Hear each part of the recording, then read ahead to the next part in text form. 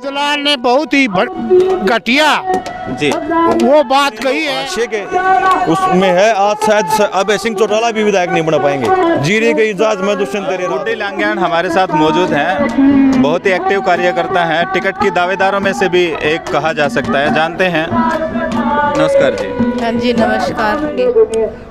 गुड्डी जी, आप सिर्फ कार्यकर्ता के तौर पे आई हैं कि दावेदारों में से भी एक हैं आप? नहीं अगले जी, इलेक्शन की तैयारी है।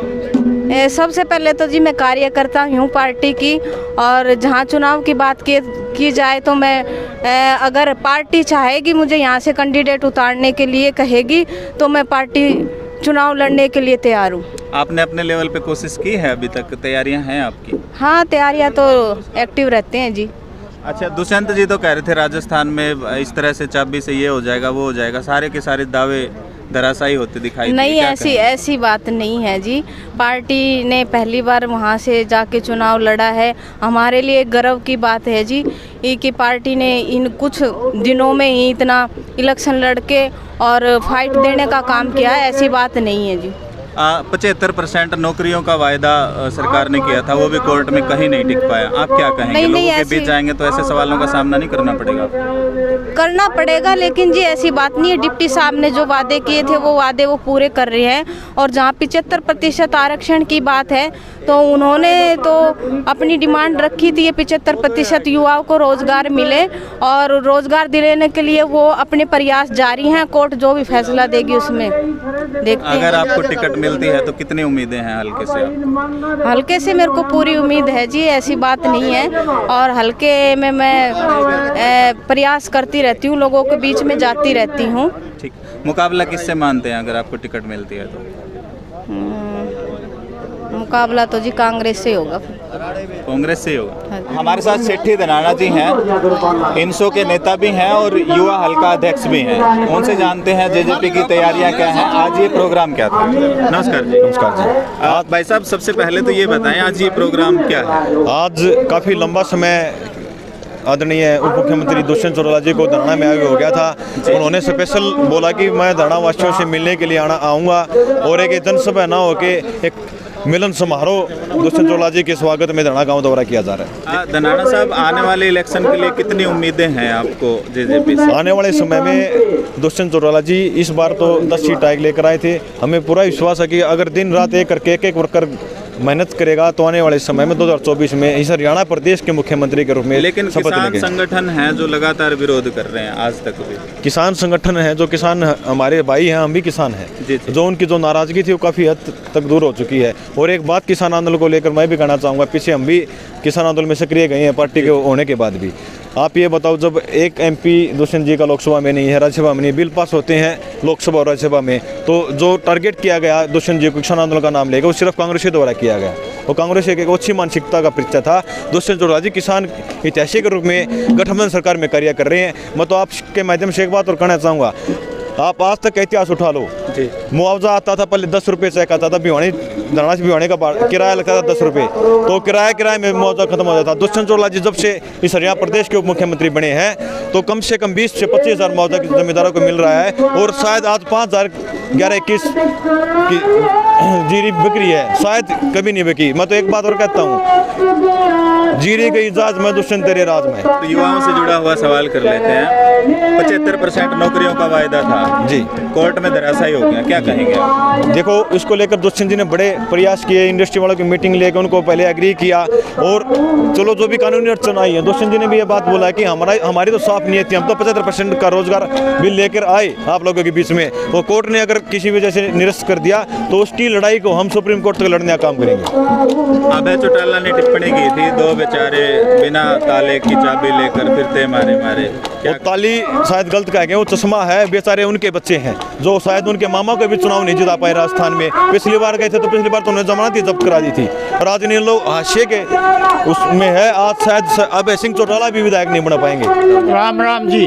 आज दुष्यंत चौटाला जी का जो दावा था राजस्थान को लेके वो धराशायी होता दिखाई दिया, कहीं पे हर जगह शायद जमानत जब्त हुई, क्या दावा था, दुष्यंत चौटाला जी ने कोशिश करी, नई पार्टी बनाई है, नई जगह थी, आगामी जो चुनाव होगा न उसमें हम वहाँ पर बहुत ही बढ़िया तो उपस्थिति करवाएंगे और कम से कम 25-30 सीटों पर हमारे कैंडिडेट जीतेंगे। समाज के नेताओं में आपकी गिनती है, जेपी दलाल ने जो टिप्पणी की है उस पे आप क्या कहेंगे? देखो जेपी दलाल ने, तमाम किसान संगठन जो है उसका विरोध कर रहे हैं, आपका क्या जेपी दलाल ने बहुत ही घटिया जी वो बात कही है। वो मंत्री है आज कैबिनेट का हरियाणा सरकार में, उसका लेवल नहीं था, छोटा मोटा आदमी होने वो तो कह दे मंत्री है ना, उसमें उसकी बहुत बेइज्जती हुई है और फजीयत हुई है। और इससे किसान और मजदूर और जो अपने हरियाणा की जनता है वो बहुत ही नाराज है।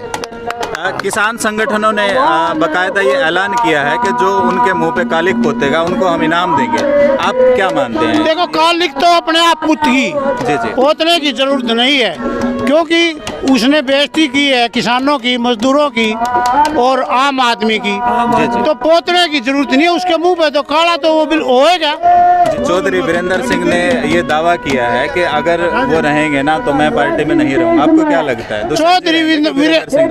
चौधरी वीरेंद्र सिंह पार्टी में नहीं रहेंगे, क्योंकि वो अनाप शनाप पार्टी के बीजेपी के खिलाफ बयान देते हैं। बीजेपी भी उनसे नाराज है, वो उनको तो जाना है आज या कल, वो जरूर जाएंगे।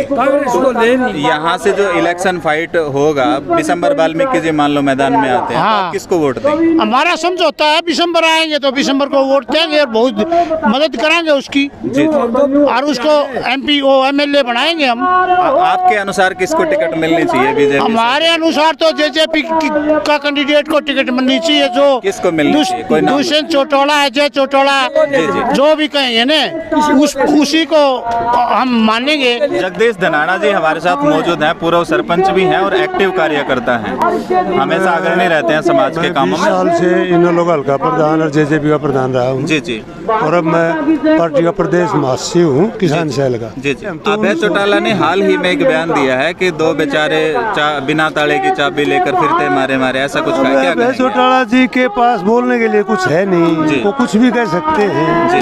प्रयास था हमारा राजस्थान में, तो शुरुआत कहीं से तो होती है ना।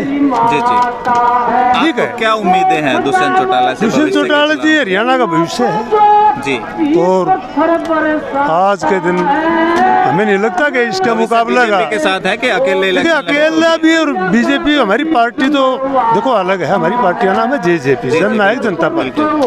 तो गठबंधन होता है, वेलकम है, बढ़िया है। देखो तो ऊपर शीर्ष नेतृत्व तो जो कहेगा होगा। हम जो है जो किसान संगठन है वो किसान विरोधी कह रहे हैं दुष्यंत को भी और बीजेपी। देखो आज तक तो किसानों का जितना भला हमारी पार्टी हमारे नेताओं ने किया है, आज भी सरकार में रहते हुए हमारे नेता किसानों की हर बात के लिए भाव में देख लो, कितनी मंडियां नहीं खोल दी, कितनी फसलों का MSP दे दिया, 14-15 फसलों का टाइम से पैसे दे रहे हैं सबको। यहाँ से इस हल्के से आप कितनी उम्मीदें मानते हैं जेजेपी के साथ? देखिए ये जेजेपी यहाँ सदा फाइट में रही है। जजपा पार्टी की अगर बात करें तो किसको आप दावेदार मानते हैं? जजपा पार्टी में हमारे कई उम्मीदवार हैं। क्या आप भी है जड़ते बालों से परेशान? क्या आप भी है गंजेपन से परेशान? क्या आप भी है गुप्त रोग समस्या से परेशान? क्या आप भी है नशे से परेशान? इन सभी बीमारियों को दूर करने के लिए तैयार है जीवन शक्ति हॉस्पिटल हिसार के डॉक्टर S फोगाट। एक बार ज़रूर मिले होम्योपैथिक व आयुर्वेदिक द्वारा संपूर्ण इलाज। आज ही कॉल करिए 8222029985। पता है Guru Nanak senior secondary school ऋषि नगर हिसार। तो आज ही पहुँचे और डॉक्टर से उचित सलाह ले और अपना संपूर्ण इलाज करवाए। मैं नाम तो किसी का नहीं ले सकता क्योंकि सभी साथी मेरे लिए सम्मानित हैं। टिकट देने का तो आप किसको देंगे? नहीं सभी सम्मानित हैं, जिसको भी देंगे वो हमारा कैंडिडेट, वो हमारे शीर्ष नेतृत्व का हाथ में है, किसको टिकट देना किसको नहीं, उनके अधिकार के बारे में नहीं। जो काम किए हैं हल्के में उससे आप कितने संतुष्ट हैं? तो क्यों विधायक है, जाते हैं हल्के में तो यही सुनने को मिलता है कि वो तो अब तक आए नहीं, हमने देखा नहीं आज तक। चलो उनकी पार्टी हमारा गठबंधन है, हम किसी के बारे में ज्यादा टिप्पणी नहीं करते।